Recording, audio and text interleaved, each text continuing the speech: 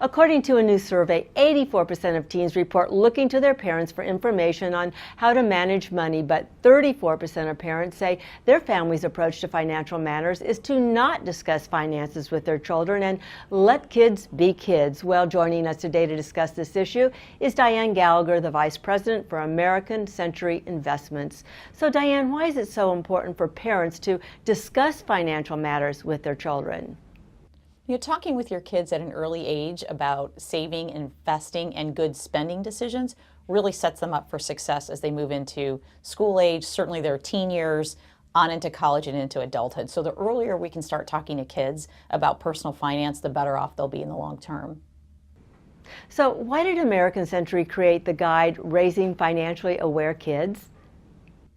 You know, one of the questions we hear from folks all the time is, I'm saving for retirement and for my kids' college at the same time. I'm trying to make sure that I have an emergency fund for when the transmission goes on the car or the roof leaks, etc. How do I instill those ideals into my kids at an early age? So we created Raising Financially Aware Kids to really help parents talk with their kids at an early age, from toddlerhood all the way up to saving and investing for college, so we could give them some guidance or a resource to help them on that path.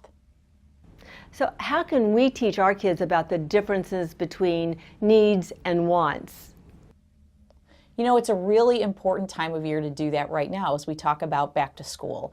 So our kids need their new school supplies, they may need new sneakers, new clothes, etc. That we set a budget with our kids that said, this is what we're going to cover for back to school. Anything beyond that, you need to contribute to as well, because I'll take care of what's required for you to start the new school year, but anything beyond that is something that you want, and you're going to have to contribute to that as well. So it's actually a perfect time of year to teach that lesson to kids.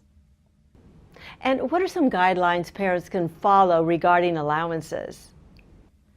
The most important thing for parents to remember about allowance is to be consistent. So there's one school of thought that says you'll receive your allowance, every week, every Friday, whatever that is, $5 a week, 50 cents, whatever it turns out to be, regardless. That's your payday.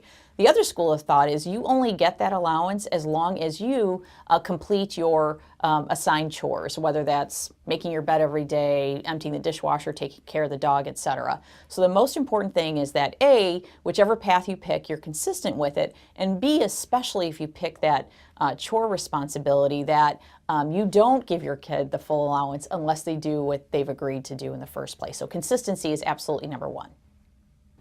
And where can our viewers go for more information and to download the guide? You can download our guide and get information about raising financially aware kids by visiting americancentury.com/kids. Well, it's obviously never too early for children to start learning about managing money. Thanks for coming in today. Thanks for having me.